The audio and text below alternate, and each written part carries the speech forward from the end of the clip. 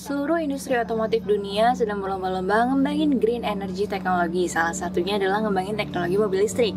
Nah, karena kedepannya mobil bensin itu pasti bakal digantikan oleh mobil listrik yang tentunya lebih ramah lingkungan. Dengan berkembangnya dan bertambahnya mobil listrik, nantinya charging station pasti akan bertambah dan gak menutup kemungkinan pom-bensin sekarang digantikan dengan stasiun pengacasan listrik. Jadi, nantinya fasilitas untuk pengguna mobil listrik pun bakal lebih memadai.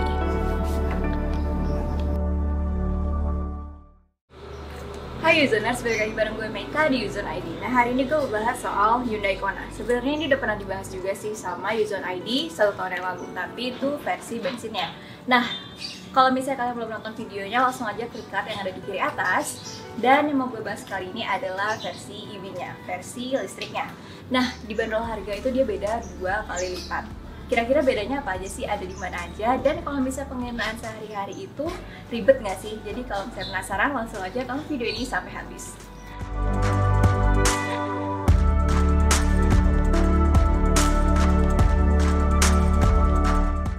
Oke, pertama yang mau gue bahas itu adalah eksteriornya dulu, tapi cuma sekilas aja karena Hyundai Kona Electric ini dia dari segi eksterior mirip sama yang versi bensin. Paling perbedaan signifikan itu ada di grill depannya. Yang dulunya itu grill depannya itu besar, sekarang itu udah dihilangin dan ditutup semua. Karena juga fungsinya kan grill itu untuk mendinginin si radiator mesin, sementara ini semuanya udah diganti ke listrik. Paling di sini ada slot itu di sebelah kiri untuk pengisian dayanya. Jadi nanti kita ngecasnya lewat sini. Nah, terus bedanya lagi itu ada di sini ada kisi-kisi untuk pendinginan rem.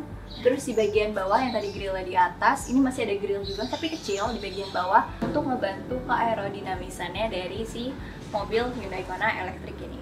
Nah, perbedaannya lagi antara si versi elektrik dan versi bensin ini adalah ada di velgnya. Jadi di sini velgnya itu dia lebih tertutup. Jadi mungkin untuk membantu aerodinamisannya si mobil ini waktu lagi berkendara. Dan untuk bannya sendiri dia pakai velg ring 17 alloy dan bannya itu 21555. Nah, kalau dari sisi belakang emang dia nggak terlalu banyak beda, paling di bagian antenanya. Kemarin tuh masih pakai antena dan sekarang udah di-upgrade ke shark fin. Dan yang beda lagi adalah plat nomornya. Ini karena dia mobil elektrik, jadi dia ada warna birunya. Kalian juga untuk yang tinggal di daerah Jakarta bisa lebih bebas waktu ngelewatin jalan yang ngelakuin ganjil genap. Nah, tadi kita udah bahas sekilas soal eksteriornya, sekarang kita bakal bahas soal interiornya. Jadi langsung aja kita masuk ke dalam.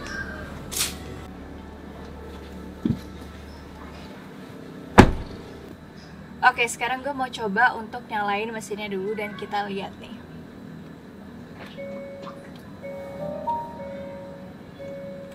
Nah, jadi di sini dia benar-benar gak ada suara sama sekali, benar-benar sunyi di dalam kabin ini. Jadi waktu dia dinyalain itu paling perbedaannya ada di tadi kayak ada suara welcoming sound waktu kita lagi ngidupin mesinnya, waktu kita lagi ngidupin mobilnya.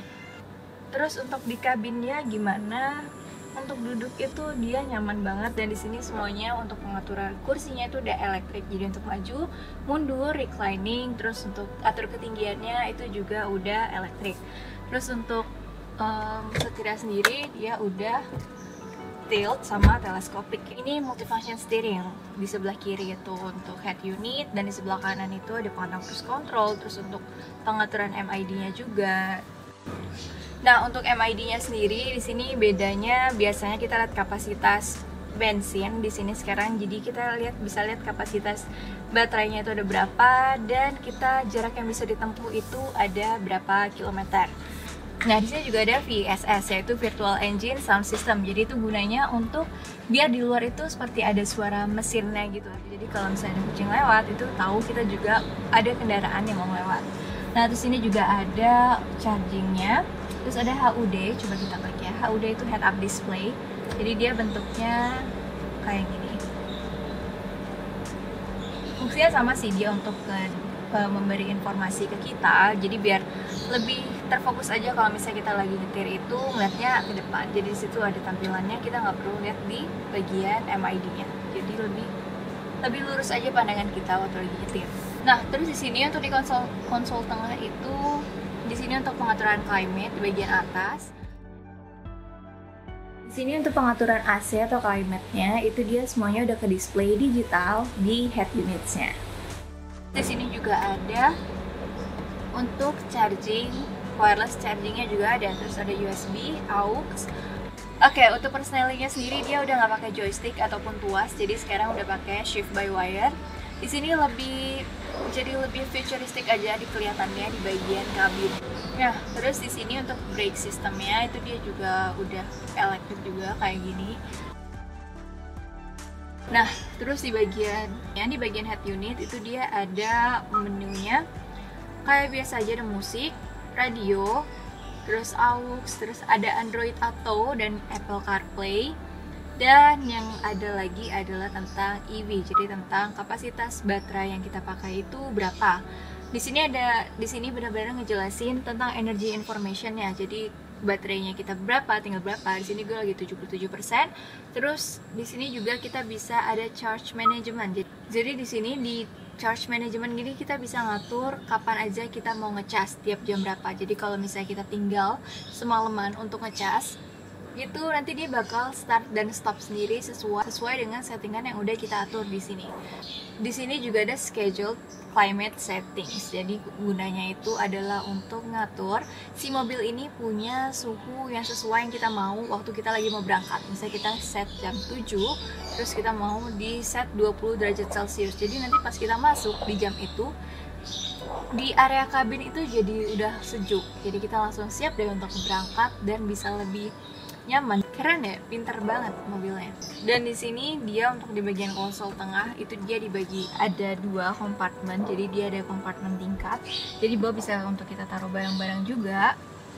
Dan di sini juga ada 3 drive mode yang tombolnya itu ada di konsol tengah. Jadi ada Eco, nanti MID kalian juga bakal berubah. Eco nanti warna hijau, Comfort itu nanti bakal berubah warna biru, dan Sport nanti bakal berubah warna merah yang nanti penggunaannya beda-beda. Nah, yang ada di konsol tengah lainnya adalah tombol untuk heater dan cooler kursi yang bisa dipakai untuk 2 kursi di kabin depan. Dan untuk fitur safety-nya sendiri, Hyundai Kona Electric ini udah tersedia 6 titik airbag.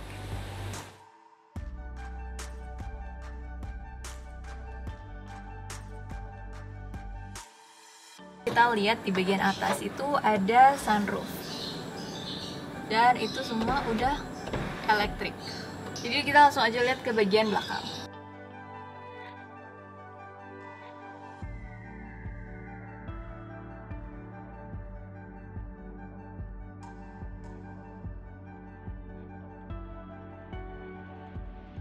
Di kursi belakang ini dia empuk banget.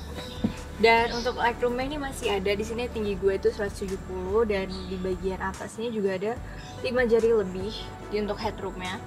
Terus di sini bahannya empuk banget seperti yang gue bilang. Tapi di belakang ini di bagian tengah dia nggak ada pengaturan climate, jadi semuanya bergantung di kursi depan. Terus untuk di kursi tengah ini dia bagian tengah itu nggak rata sama kanan. Karena di bagian bawah ini kan juga ada tempat untuk mesin listriknya. Jadi tapi masih enak, cuma di sini kayak terlalu tinggi gitu jadinya. Terus ternyata nggak seempuk di kursi samping-sampingnya. Terus di sini ya armrest sama ada 2 cup holder.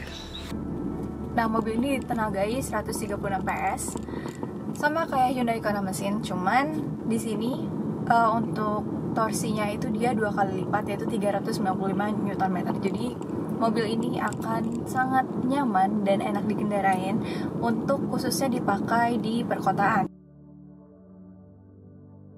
Rasanya bawa mobil ini itu kabinnya benar-benar kerasa sunyi banget.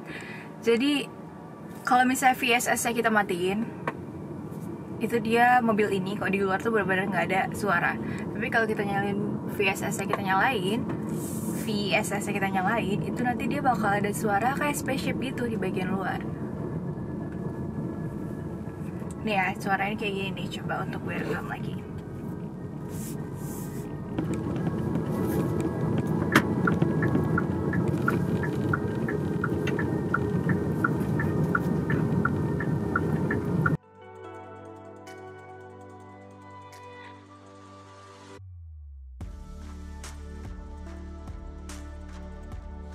Kapasitas baterai Hyundai Kona Electric ini ada dua, 64 dan 39,2 kWh. Tapi yang masuk ke Indonesia itu yang 39,2 kWh. Dengan kapasitas 100% baterai, mobil ini diklaim bisa menempuh 345 km loh. Waktu itu gue coba pakai sekitar 40 km-an di Jakarta dan dia berkurangnya sekitar 10%. Cara ngecasnya sih menurut gue gampang banget, jadi tinggal ambil aja perlengkapan cas dan langsung kalian sambungin ke sambungan listrik dinding kalian, di dinding rumah kalian. Nah, alurnya bisa kayak gini, pagi kalian bawa kerja seharian, baliknya sore atau malam dan dicas aja tuh selama kalian tidur. Jadi pas pagi tuh udah ready lagi buat kalian pakai, gampang kan? Nah, kalau kalian mau lebih hemat bisa pakai fitur charge management yang tadi gue bilang. Jadi jarang sih sebenarnya kalian ngecas 0 ke 100 kalau cuma pemakaiannya sehari-hari kayak tadi. Jadi ya paling akan makan waktu itu sekitar 9 jam. Kayak ini pas gue lihat 88% estimasi ngecas portable di rumahan dengan arus AC itu sekitar 2 jam 20 menit. Kalau di arus DC itu 37 menit dan kalau di stasiun pengecasan itu 55 menit. Misalkan paling banyak penggunaan itu 50%. Paling charge dari 50 ke 100 itu butuh waktu sekitar 10 jam. Bisa kan dicas waktu kalian lagi tidur. Jadi kita cas energi kita, mobil kita juga ngecas buat energinya deh.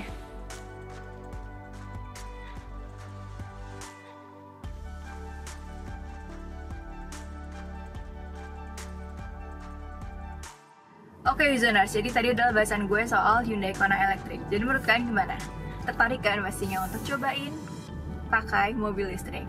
Nah, menurut kalian gimana? Untuk penggunaan sehari-hari itu ribet nggak sih? Kalian bisa banget komen di bawah dan jangan lupa untuk like, subscribe, dan share ke teman-teman kalian untuk pada nonton video ini. So, sampai ketemu di video Qzone ID selanjutnya.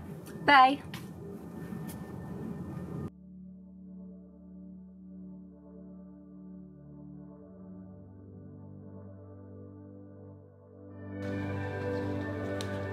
Hai Zoners, lagi. Bea.